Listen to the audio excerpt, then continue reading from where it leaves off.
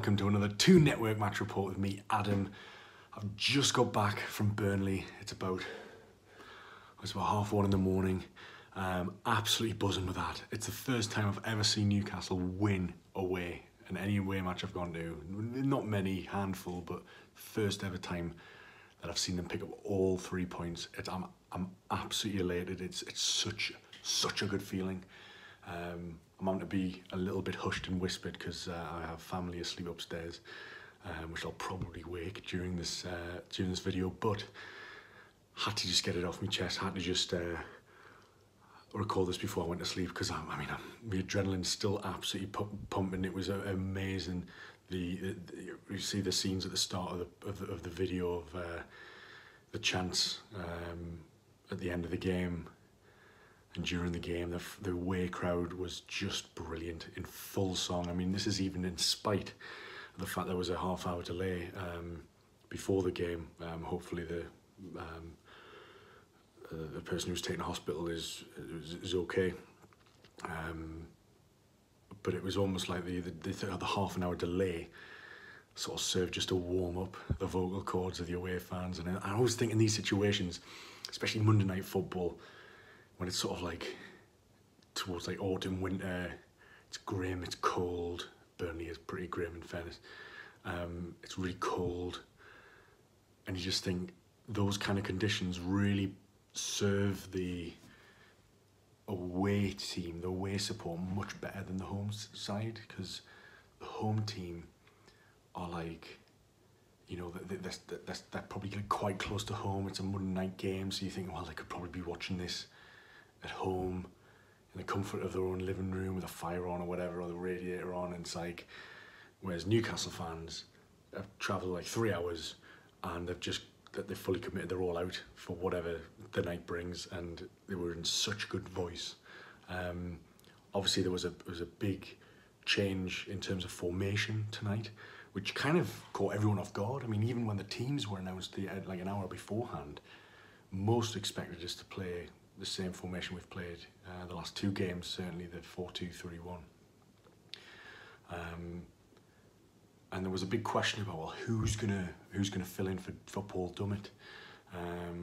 Some people saying it was Kennedy because he can play left back a bit, but then that means forfeiting his potential threat in attack. You've got Kieran Clark, who could play left back, probably more like for Dummett. And there's even like Javier Manquillo who could be pulled in from the sidelines because it's a position that at least he's probably more familiar with in terms of the role and the position, more than Kennedy or Kieran Clark. So Kieran Clark came into the side, but it was Matt Ritchie who played left wing back, kind of came across from right wing to left wing back, and I think it took everyone by surprise, as I said, and especially Burnley. I think it jarred them because I don't think they'd probably prepared for us playing 5 at the back.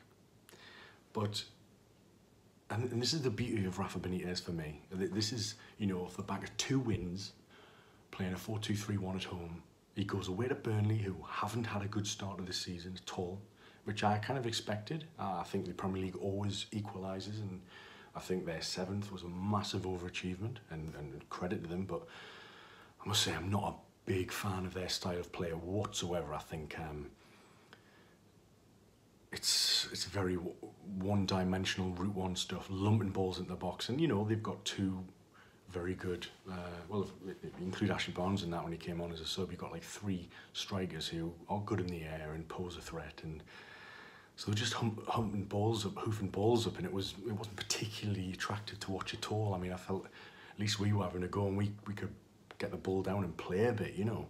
So Key played that role that he does so well today. The calm, composure, the collected,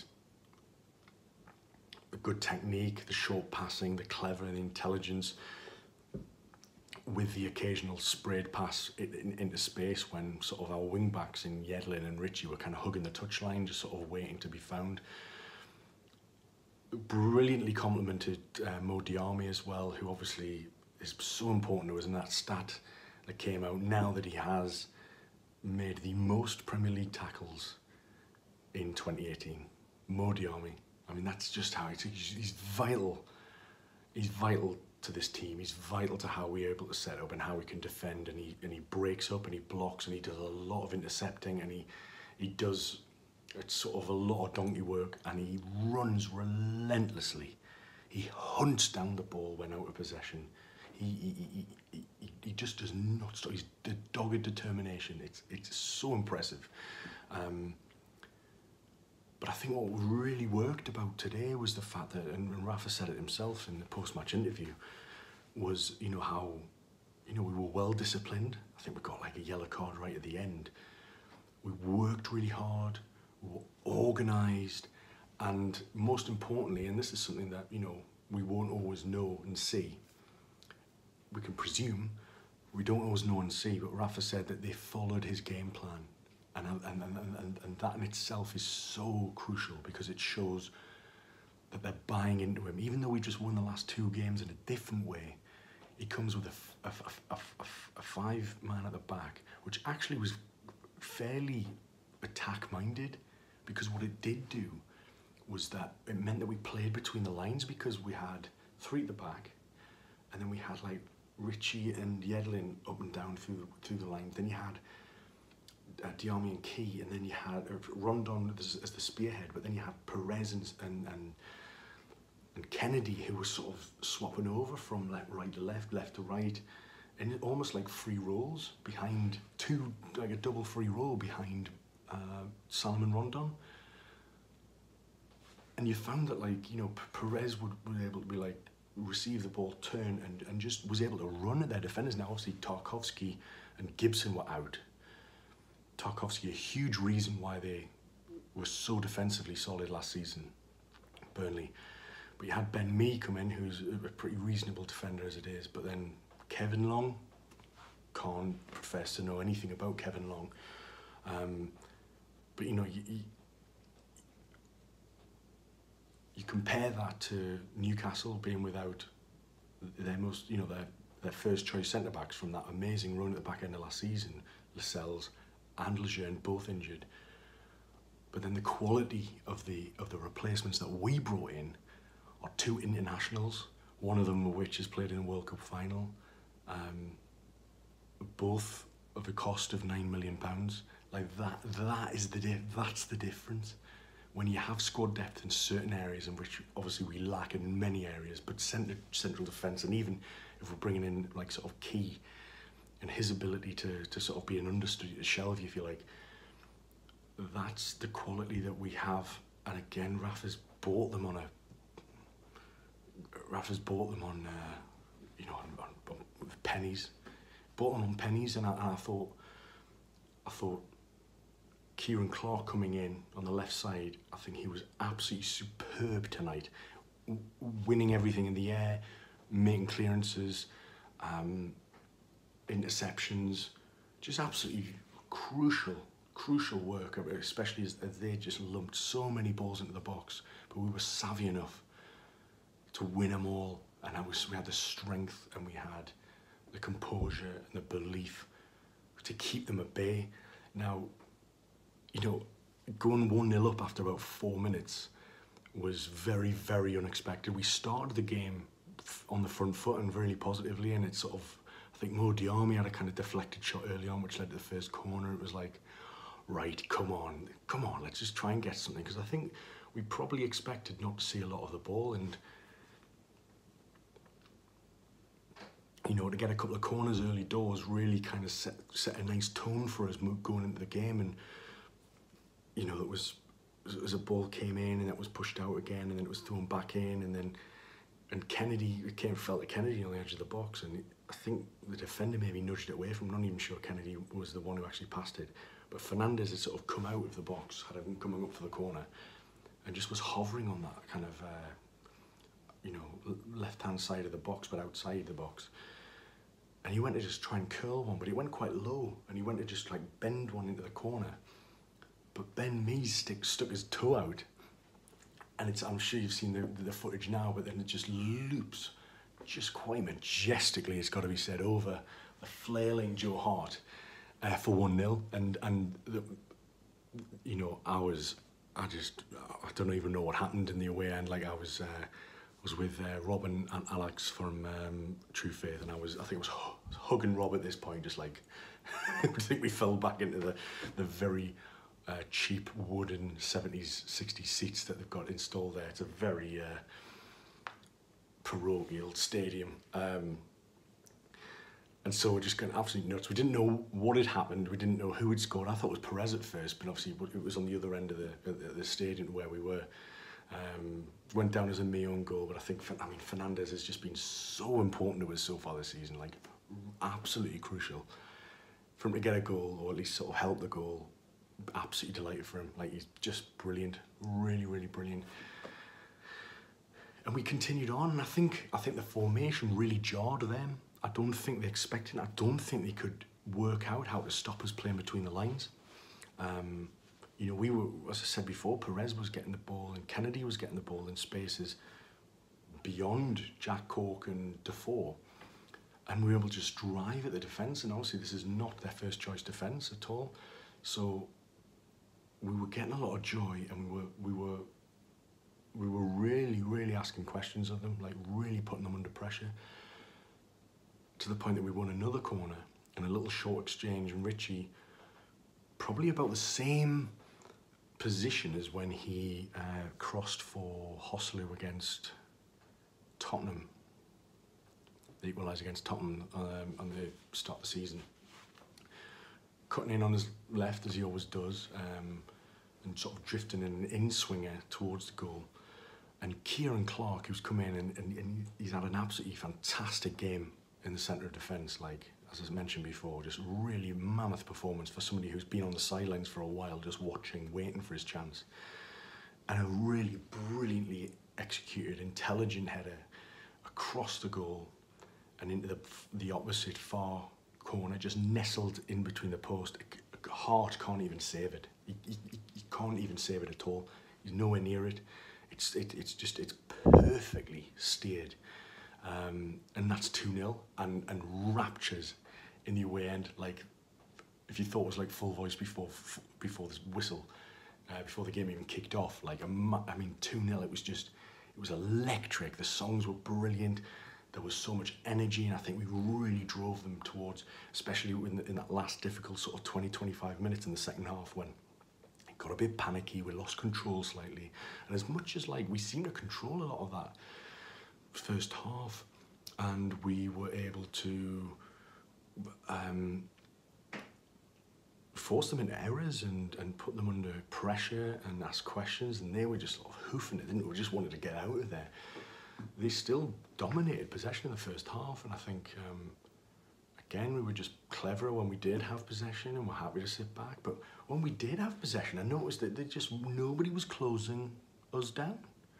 You'd think that even at, 1-0 and especially 2-0, their forward lines should be high pressing, scrapping to get our the possession back, to try and get back into the game. But it was so easy. It was so easy. And, it only took another long ball from me, who seemed to redeem himself, towards Sam Vokes, who's executed a looping header from, like, probably just inside the box, 16 yards out. You could argue Dubravka wasn't best placed, but I mean, you've got to believe that, Sam Vokes had absolutely no right to score from there, from where he did. Absolutely no right. So that's got to be commended. And I think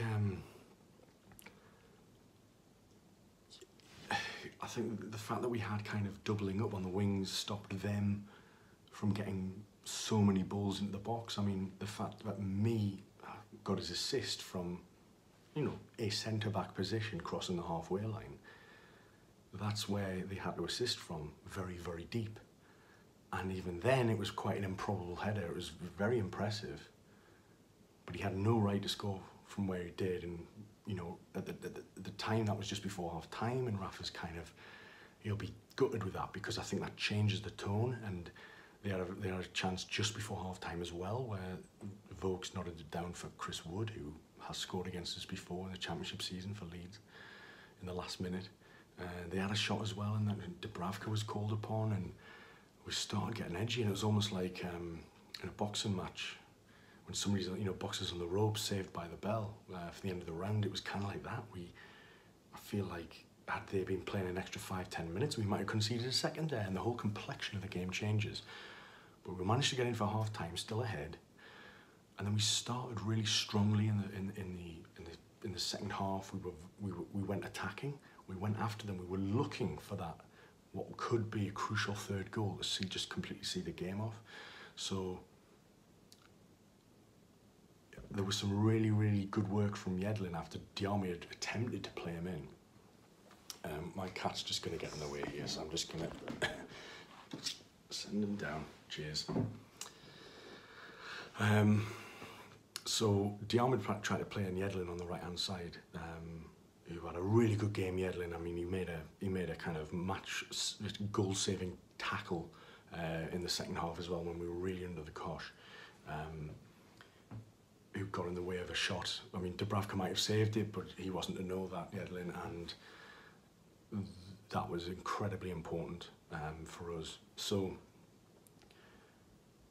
Diarmi's ball was just played in between two Burnley defenders, and they should have just comfortably cleared it. But as I said before, they were rattled, and they were making mistakes, they were making errors, and Yedlin was just so determined to win that ball, but he won it off the first defender. He nudged it past the second, and then was closing in on Joe Hart, and it didn't have a shot, but then he nudged it across, and it was a ball just bobbling along. I mean, the goal was gaping, open goal. Who's rushing in? Matt Ritchie. And basically all I then see is limbs in front of us.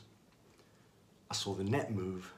So we're celebrating. We're away. We're like 3. I mean, these are the dangers of watching it live, because you rather than TV, because obviously on TV you know exactly what's happening at every point. When you're there, I know I was celebrating the third goal and putting the game to bed. I really, really was.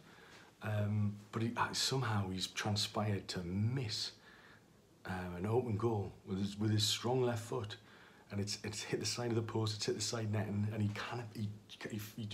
falls into the net into the goal, and he's just like, I cannot believe he's missed it. Apparently he had a chat with Rafa as well, and he said, I don't know how I've missed it. And Rafa said in his post-match interview, we'll have a laugh. We'll have a bit of a laugh at the end, have a bit of a laugh, later about it. I'm thinking, there's no way Rafa Benitez is going to laugh about that. He's going to be absolutely raging that he didn't finish it off. So, we pushed a bit, we had a couple more chances, and it just wasn't happening. Rondon, who had been on international duty around Japan, Iran, he was brought off for Hosselu, who I thought showed some really nice touches, to be honest. Won a couple of headers, sprayed the ball out to Yedlin. Again, for a player who hasn't seen a lot of first-team action for a while, he seemed to just slot in straight away, so credit to him. And Perez played him through for a really, really good chance towards the end. Struck it really true. Hart was completely beaten, ends up, and it just rattles, thwacks off the post and bounces out, and you just think, that was it. And that's 2 huge chances we've missed in the second half, where we could have put the game to bed at 3-1 and been, we would have done without this incredibly nervy final 20-25 minutes, as I've said. And it was very similar to the Bournemouth game at home, when it was like, right, we are definitely bedding in, and we are under siege, and we just have to fight and battle this out and hope we maybe get something on the counter. And Burnley just kept coming, and then the last 10 minutes we started to make some very silly challenges and panicked a bit, and we gave away so many set pieces. Joe Hart was up, Ashley Barnes had come on at this point, and Aaron Lennon, one of these players, for all his pace, he only really attempted to use it. It was like the last kind of 5 minutes when Ritchie kind of scythed him down. I think he got a yellow card for his trouble, but you just think he was always, especially with Richie, in an unfamiliar position and an unfamiliar side, given that he's used to playing on the right touchline. You'd think there would be like a real opportunity there for them to exploit us, exploit a potential weakness, somebody who isn't massively assured about his defensive game at Richie. I think his intention's there, he makes a lot of tackles when he is near the players and ball, but I think he lacks the mobility a bit to get up and down. I think in his head he knows exactly what he wants to do. And he's clever and he's tactically sound, but I think his body just doesn't allow him to have the mobility to get up and down. So that could have been a potential position to exploit us later on. We brought in Hayden just to fully, batten down the hatches, throw an extra man in there. And he was just like quite a loose player, he was bombing forward to try and, run down some time in their corner, winning a throw in. Just getting around and trying to do what, pick up some of the slack from Diarmi, chasing people down and hoping that he could chase them down as well to make it more difficult, to make them act quicker so they can't get their passes away, but they just kept lumping balls forward and lumping balls forward and you're just thinking, oh, one of these is going in, isn't it? We've come all this way, we've wasted 2 massive chances. This is what happens on Monday Night Football for Newcastle. I think we've not got to win in 11 before tonight. It never happens. Obviously last year we lost 1-0. We got beaten towards the end of the game, back post finish. But you've got the likes of kind of like Brady, who's got a really good delivery, and Charlie Taylor's a fairly decent player as well, but they weren't getting joy because we doubled up with wingers and the wing backs, and then the 3 centre backs were just, and Diarmi, we were doing all that very mucky defensive work, and Key was sort of collected and composed and calming things down, and he sort of led by example. He wasn't panicking. Even in the tight spaces, there was lots of intricate passing, and then he sprayed it out wide to those wing-backs hugging the touchline, and that was, all of this that you saw tonight. Rondon did some really good hold-up play tonight, using his strength against what was a very physical team, and, our ability to win headers in, the final third and our defensive third absolutely frustrated them, and we had them rattled. And Burnley are not the same side that they were last season. They're just not, and it's kind of right that they're not. I think their brand of football is horrible. I think it's turgid, and it's weird for me that, and don't get us wrong, so Sean Dyche has done absolutely brilliantly there, like last season, completely overachieved if we're looking at kind of wage budget and transfer budget to an extent, but that style of football is not good. It's horrible to watch. It's only sometimes effective, and I think they played a lot of games last season, and they're trying to this season, relying on the other team not scoring so they'll get a point. If I can keep a clean sheet, that's at least a point, and maybe we can nick one. Whereas today we rattled them with a different formation, sucker punched them in the first quarter of the game, and they could never come back from that. They weren't able to. I mean, I think in the end they had more shots on target than we did, but again, they just didn't do enough with it. It's Kieran Clark's 2nd goal of the season. He's level with Rondon, and Hossley was our top goal scorer now. Yedlin obviously got his goal against Man City. You've got Fernandez. He won't be credited with a goal today, but he obviously played a big part in it. So we're getting a lot of joy now from scoring defenders, which is quite refreshing. But I think Rafa would have absolutely really wanted that 3rd goal, just so it wasn't so nervy, so he could grow in confidence.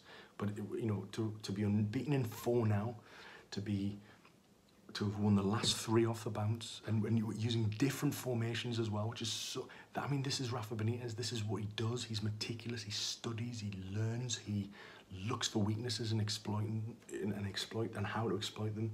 He looks for those marginal gains and how he can gain advantage in the smallest areas and add it up. That's the difference, and that's 2-1. This is down to him. His players are buying into his instructions. We have this like spine of Dubravka and Fernandez and Rondon who have experience and are influential. even Key, in a very different way, is influential, because I think he leads by example. He's got this calming influence and this composure. It just settles people getting nervous. And, you know, think about Jack Colback and how rash he can be and easy to beat and reckless, and like he'll always give away a free kick, he'll always give away a yellow card. Key just doesn't. He just doesn't do that. He just doesn't do that. He'll have off games, but the last couple of games that he's played, he's been a huge part, a vital part of these 3 wins. So I think Richie had a really good game. Frustrating in a couple of times. I think defensively he could have been exposed, and that was their problem, that they didn't really. Obviously missed the open goal, but I think he got his assist. He's creating lots of chances. He's trying to, you know, getting a lot of crosses in. I thought Clark was probably the standout defender from the night, although they all were just excellent. Shares long balls through for Perez and Kennedy and Rondon were just amazing. The fact that he could hit the spaces in the pockets in behind their defence, especially the wide, got us so much joy in the first half. And they just didn't know how to deal with them. They didn't know what to do. So that was incredibly satisfying. So I think I'll kind of end it there. It's very late, getting on 2. I'm so pleased. Like, it's such a good feeling to win. It's such a good feeling to get rid of all just the nonsense and the bullshit on social media. It's been a long 2 weeks, but this is going to give us really good confidence going into the West Ham game. It really is. West Ham are a team who can be humped 4-0. They can win 4-0 equally, but they can be humped. And at home, I definitely fancy us to get a result against them off the back of this momentum that we've generated. Shelvey made the bench, but we didn't have to risk him. Hopefully Lascelles is going to get closer. Hopefully Muto's going to get closer. I think Dummett's going to probably be out for a little bit longer. So maybe he changes it up at home. Maybe he doesn't go 5 at the back against West Ham at home, but we'll see what happens. I mean, he's Rafa Benitez, he's world class. If he's going to change formation, he does it for a bloody good reason. He doesn't just do it on a whim and hope that, like, oh, this will mix it up a bit. Like, he does everything meticulously for a reason. Remember that. I'm buzzing. Rafa was buzzing. The players were buzzing. That away crowd tonight in Burnley was absolutely superb. It'll be a long time before I forget that. It was brilliant. I was so proud to be part of that. It was just, what a night. Apologies, there's been a bit hushed, but I've got family asleep upstairs and I had to just get this video out. So thank you very much for watching.